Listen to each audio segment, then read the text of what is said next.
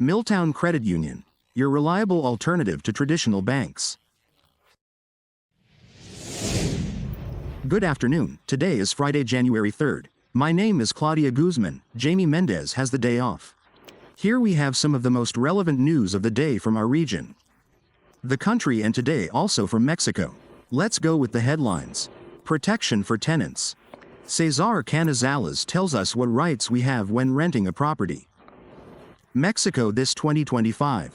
Today Karen Murillo will talk to us, among other news, about Trump's threat to increase tariffs now that he is assuming the presidency. What we came for. Maria Arellano tells us a strong story that she had to live when she was just a child. And in the pet of the week, today we have a cute dog that is crazy about receiving and giving affection. And it is also news. We are going to tell you about the sentence that was just set. President-elect Donald Trump, among other news.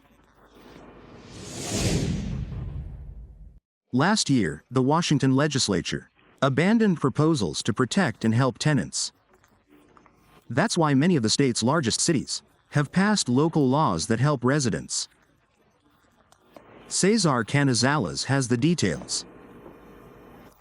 One of the most prominent proposals was to prohibit landlords from raising rent by more than 7%, but the legislation failed.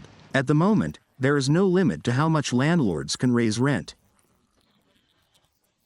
The only restriction Washington state places on landlords is that they must give 60 days written notice before they can raise rent. That means landlords can raise rent 6 times a year. State law prohibits local governments from passing rent control laws, so some cities have had to look for other options to help tenants. For example, in Seattle, landlords have to give 180 days notice before raising rent. In other cities like Barron, Kirkland, Satock, and Woodinville, the notice is 180 days if the rent increase is more than 10%. That prevents landlords from raising rent more than twice a year. In Spokane, landlords have to give 120 days notice if the rent is going to go up by less than 3% in 180 days if the increase is more than 3%, and in Olympia and other cities, landlords must provide tenants with moving assistance if the rent increase is excessive. Anderson says that in many cases landlords discriminate against tenants they don't like and raise the rent several times a year with very high prices. Immigrant and refugee tenants are caught in this trap, and many tenants who live in fear move out. In the next legislative session that starts in 10 days, Anderson would like the legislature to pass laws limiting rent increases to no more than 5%. But the proposal she has seen is 7%. The Washington Tenants Union has Spanish-speaking staff who can advise you on your rights and what kind of help is available for tenants. For Jamie Mendez News, Cesar Canizales. Thank you very much, Cesar. To contact the Tenants Union, dial 206-723-0500 as you see on the screen. And moving on to another topic, in 2025, Mexico faces a decisive year with political, economic, and social challenges, many of them framed within an uncertain context given the arrival of the President of the United States, Donald Trump. From Mexico, Karen Murillo with the information. The year 2025 is shaping up to be a crucial year for Mexico, with events that could redefine its political, economic, and social course. Election of ministers. On June 1st, Mexico will experience a unique moment in its history, the first election of judges, magistrates, and ministers. This vote, the result of a constitutional reform approved last September, promises to expand citizen participation, marking a new chapter in the balance of powers. Renegotiation of the Free Trade Agreement. On the international level, the upcoming inauguration of Donald Trump as President of the United States poses new challenges. His threat to impose a 25% tariff on Mexican products under the Mexican government's demand to curb migration and drug trafficking comes in the context of an upcoming renegotiation of the treaty between Mexico, the United States, and Canada. Mexican businessmen and authorities are already preparing strategies to face this uncertain panorama. Migration. Although the Mexican government claims to have reduced the migratory flow to the northern border by 75% since December 2023. The number of irregular migrants detected between January and August 2024 exceeds 925, which does mean an increase of 132% compared to the previous year. The situation is further complicated by the announced mass deportations from the United States that would affect millions of undocumented immigrants, almost half of them Mexicans. Faced with this challenge, President Claudia Sheinbaum has indicated that a plan is being worked on that addresses both migratory transit and possible deportations. Security. In the area of security, the country will face great challenges. Since September, the state of Sinaloa has been the scene of violent confrontation between the Chapitos and the Mayos, two factions of the Sinaloa cartel that are fighting for control after the capture of Ismael El Mayo Zambada, so that both in Sinaloa and in the rest of the country, the fight against drug trafficking will intensify due to the pressure of the new U.S. administration that has indicated the fight against drug trafficking as a priority in its bilateral relationship with Mexico. Karen Murillo reported from Mexico City for Jamie Mendez News. Thank you very much. Thank you, Karen. And well, we return to our region because today is Friday of our segment, which is why we came and we want you to meet Maria Arellano, who, despite having suffered the consequences of deportation in her family, has been able to achieve her dreams. Let's see. Maria was born in the state of Oregon, but her mother came to this country in search of new opportunities. However, when Maria was little, they moved to Iowa, where the laws regarding immigrants are very strict. That was where they experienced one of the most bitter moments, her mother's deportation. We would look at her through the window, but I was very scared because I didn't know when I would see her again. I felt confused. I remember grabbing my little sister, who was about 2 years old, and just hugging her. 2 weeks later, her mother tried to get through with her sister's papers. Even though they didn't look alike at all, she was lucky and managed to get back. But she went straight to the hospital because she was pregnant. Her brother was born there prematurely, 7 months old. So she didn't manage to come back, and again she wasn't there for like another month and a half because they had my little brother in an incubator for like a month and a half, and the closest hospital that she had for the incubator was like 2 hours away. But the family separation was repeated again after 8 years, and this time it was her father who was deported on Christmas Eve. They called him to a court, but in that court they were already waiting for him to deport him. I remember that it seemed strange to me that he didn't come home because he was a houseman. So I remember that he spoke on the phone and I said to him, "Daddy, where are you?" And he said, "Here I am in Mexico." It was very sad because the family was separated again. But when he came back, it was like someone said or notified that he had returned. So since it is very strict there, they were looking for him as if he were a criminal. They had to leave everything when she was 12 years old and they came here to the state of Washington. But it wasn't easy at all, and it was very difficult, like what it was like to adapt to a new school that was totally different, because while I was still in school for speaking Spanish, sometimes they would say, "Speak English. Speak English," or "Go back to your country." Here, I don't know, here, they speak English. Maria started at 18 years old as a personal statement preparer. And as a woman, she faced great challenges. In one of my first jobs where I started doing this, they would tell the owner, "No, I want someone who has experience."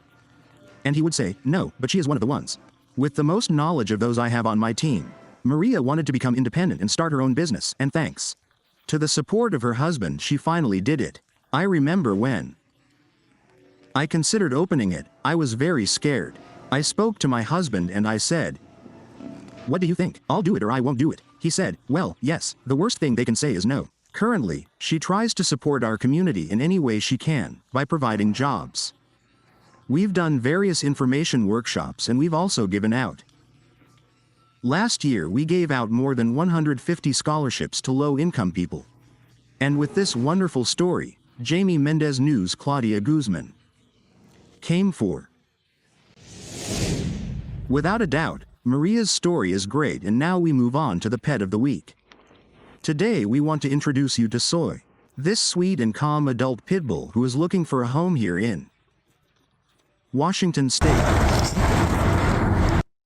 Soy is 8 years old, but she still loves to go for walks and play fetch in the yard. When she's inside, she loves to relax and cuddle with people, even to spend a night of movie marathon. Zoe likes to keep her people close and would be a great companion for anyone who works from home. Remember that all of Cyril Humane's pets from Bellevue are vaccinated, operated on, and have their identification microchip. Cyril Humane can also assist with pet training for those who adopt them. To find out how to adopt Zoe or any pet from Cyril Humane from Bellevue, you can go to her website cyrilhumane.org. You can also call 425-649-7563 or go in person to the shelter in Bellevue at the address on the screen. And before we say goodbye, here are some other important news of the day. A judge has just set the date for the sentencing of President-elect Donald Trump in the case of bribery to buy his silence. This will be for January 10th, a little more than a week before his return to the White House, which makes him the first convicted president to assume the presidency of the United States, although the judge promised not to jail him. And moving on to good news. According to the aviation analysis ranking that the Cirium company carries out every year, Aeromexico was the most punctual airline in 2024. Flights are rated by their on-time arrivals, as long as they do so within 15 minutes of the scheduled times. And Aeromexico achieved this with 86.7% of its flights above Saudia and Delta Airlines. Very well done for Aeromexico. And well, now starting a new year and we bring you 4 unmissable events for you to enjoy with your family. If you don't want to say goodbye to Christmas yet and haven't visited Tulalip Lights and Nice, you have until January 12th to do so. This free event features a stunning display of decorative lights and an ice skating rink for an additional fee. Visit the website for more information. And how about a getaway to Leavenworth? If you find yourself in Huaynachi, take advantage of the free transportation to Leavenworth courtesy of Link Transit Route 22. Forget about the stress of looking for parking and discover this beautiful town that will still shine with its Christmas lights. Yes, until February 28th, so you still have time to enjoy the winter magic. And if you feel like walking around Sire Center as a tourist, don't miss the new sculpture exhibition that will be available until April. Among the winning local artists will be a work by Gerardo Peña Perico. There is no entry fee and it is a great opportunity to enjoy art in the open air. Just don't forget to bring a good coat. And for dog lovers, the Western Washington Winter Dug will be held from January 11th to 13th. Show at the State Fairgrounds. Entry is completely free and you can see exhibits from 8 in the morning until 5 in the afternoon. And now let's see what the weather has in store for us in the coming days. This weekend there will be those small but constant showers, and although the temperature will remain almost the same as until now, from Monday they will begin to gradually drop. So be careful with the car because the streets could be a little slippery. The good news is that from Monday until Wednesday the sun will show itself again in a little. The rain will give us a little rest. This is the information for today. But first we go with the Friday. It has happened to all of us at some time that we go somewhere for something, and when we arrive we forget why we had gone. Well, this is exactly what seems to have happened to a 36-year-old Polish thief who broke into houses in a town in the United Kingdom. But once he entered he saw them so messy that he could not resist and clean them up before robbing them. The man was arrested when one of the victims saw the intruder on the home's video surveillance cameras. And what was the burglar doing? He was pouring himself wine while doing laundry, and the police arrived when the man was taking a nice hot bath. Until tomorrow, and may the news not die. The news was brought to you today by Milltown Credit Union, your reliable alternative to traditional banks. Comcast, committed to advancing digital equity in Washington for more than 10 years.